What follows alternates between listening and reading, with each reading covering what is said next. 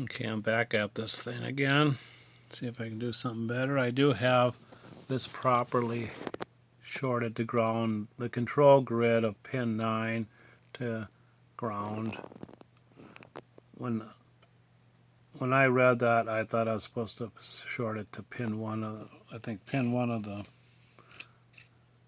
tube, which was heated up this 220 ohm, I think.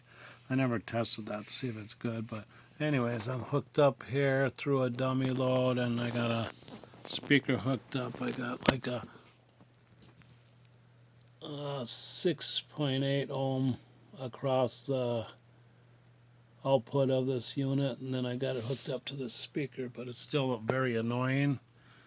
I got it clocking out here at frequency of 1680 something, but my problem is when I flick this in, I'm using this one here. I'm right here. I don't know how accurate this is. Well, that's 16 1.68, so I'm here. Where am I? This one, which I don't care right now. I'll align that better somewhat later, but this thing is going. Now if I put this on, I have a frequency change. I did before. Okay, I'll go and find this here.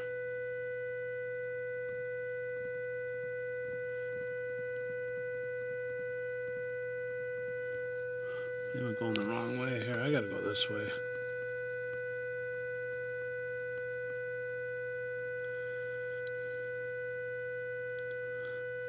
Now this changes. I don't know why. I think it's probably inaccurate of this thing.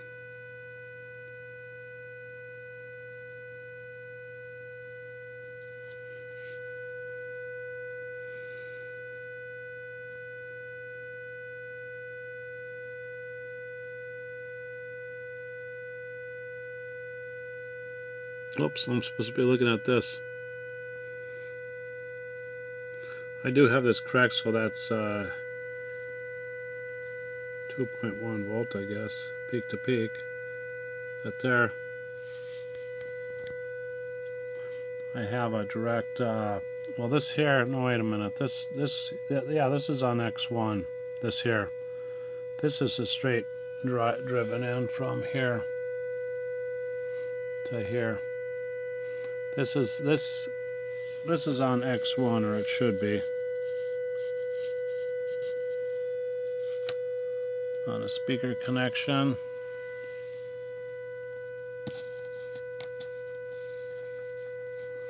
This looks very. This switch ain't worth the crap on here. I'll spend more time.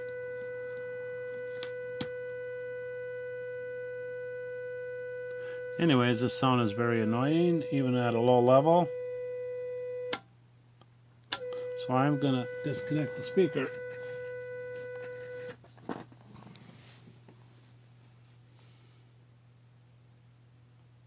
So I don't know if I can use this like a VTVM. I should.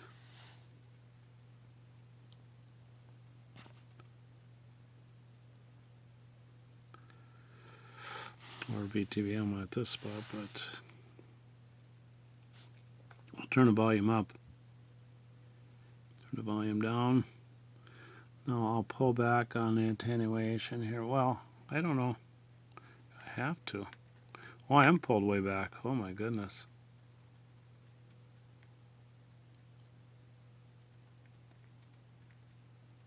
I'll advance it that much. Let's see what the annoyance is here.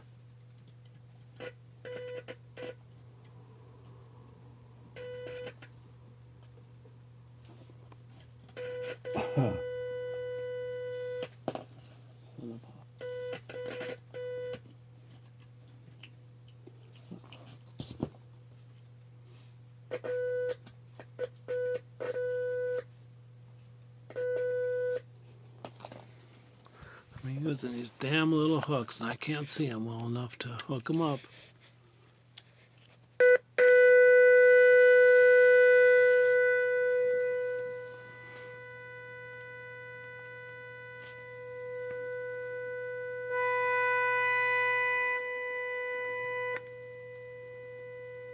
I should pull back this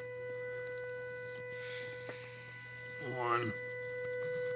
I should put the knobs on. Oh boy, that's a tight fit. Not working well. Oops.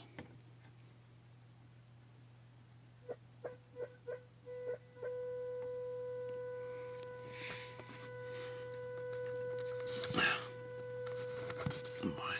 I'll put this on pause and try to do that. Okay, I pulled it back one.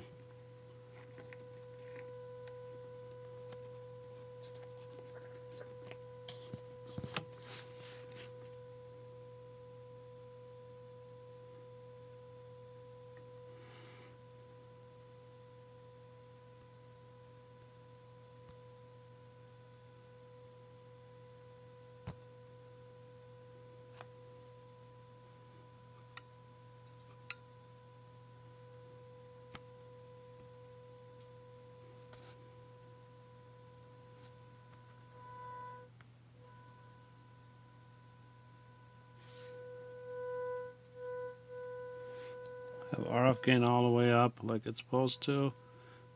I will turn this up and pull back on here.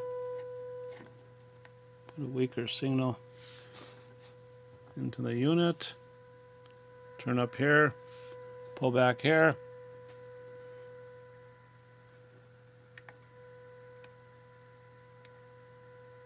I'll leave it about there. I hear the noise level. So this is the frequency of this. This here is out of sync, but it's still saying 15.1. Let's see.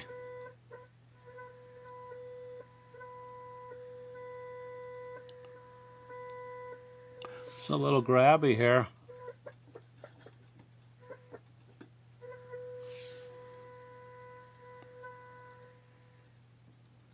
Find this 1680. I don't know.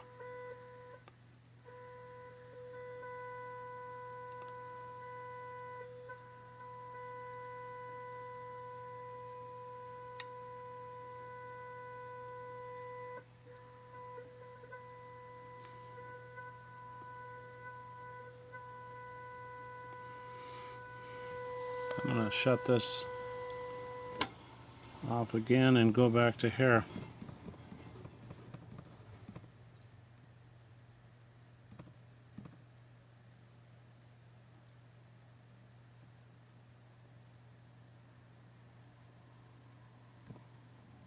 Oops.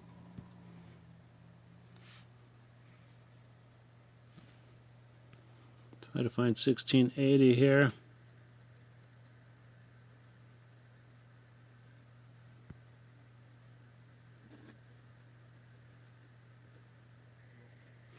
Yes, it is a 878.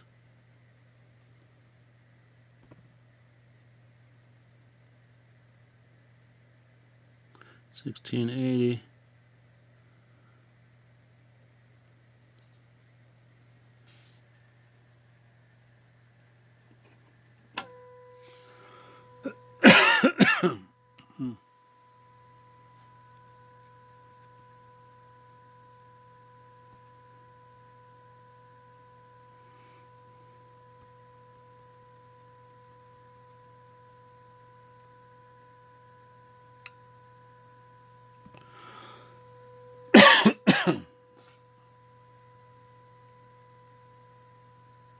Well, we'll get to it. T3 is right here.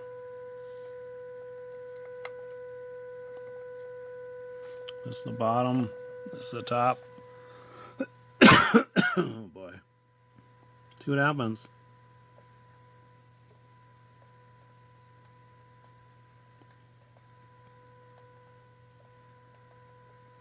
I think I'd rather have a VTVM so I can watch the needle. That's T3. My, that one. And this is BFO. This is T2. Oops, T2. Top one.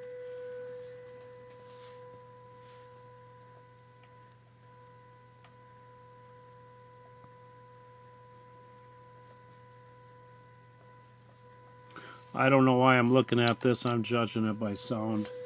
I can't follow numbers. Here's T1.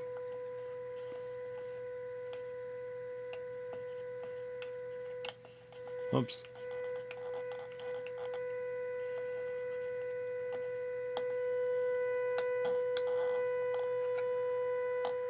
Whoops. This is the bottom one. So apparently that gave me a lot more.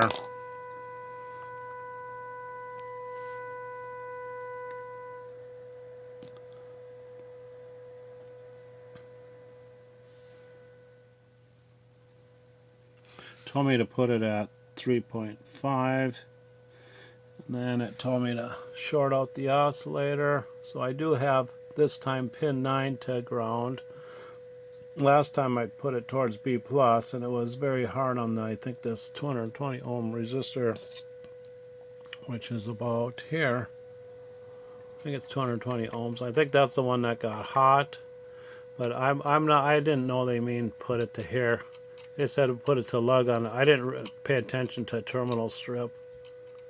I just figured it was pin 1 of the tube socket. They should say pin 9, not terminal 9 or whatever. I don't understand their building instructions because I never built a Heathkit except for a transistor tester, which was many years ago and very simple.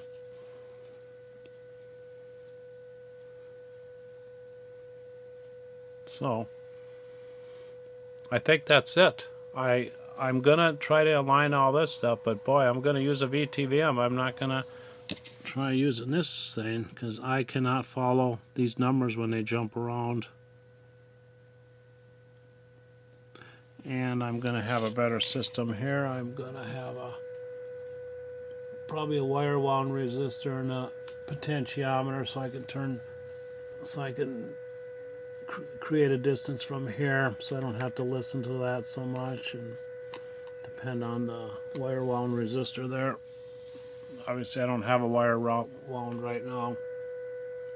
It's what is it, 6.8 ohm resistor. It's blue, gray, gold,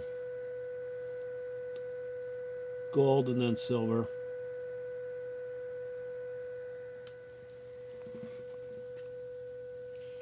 I think I'll leave it at this. I will disconnect this, see what happens.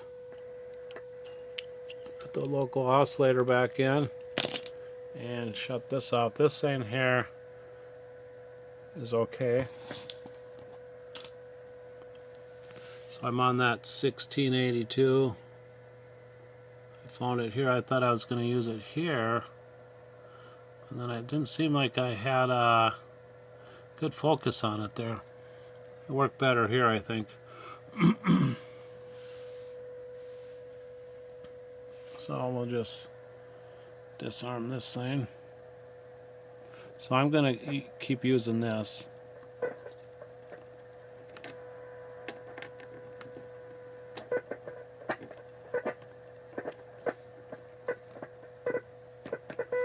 This is the good one.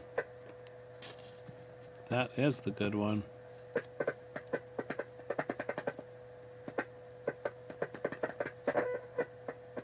Not really. They're all crap.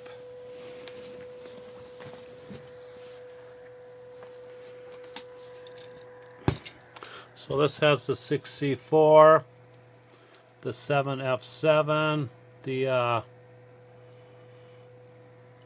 let me spin this around a little bit. 6X5, the big bottle, 6X4 is a small bottle, and the voltage regulator. I do have this, so if you pull it out, it disconnects that jumper. It's a little warm. You gotta watch it so it don't break on there.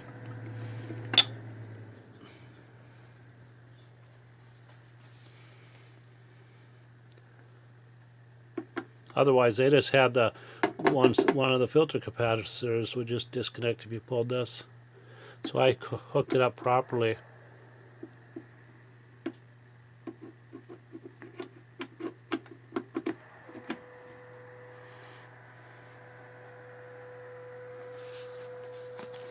I built the amplifier that requires that type of tube, so I was familiar with the jumper. So I have everything happening here, I think. I'm on 80 meters. No antenna. It's only about 11 o'clock.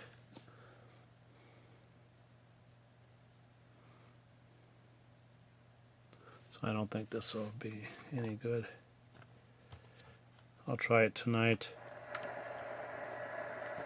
I'll hook up a short antenna to it. This is August 7th, 2024, Oranger Beginner's Corner. I'll put this on pause for a bit here and see if I can get me a bit of an antenna.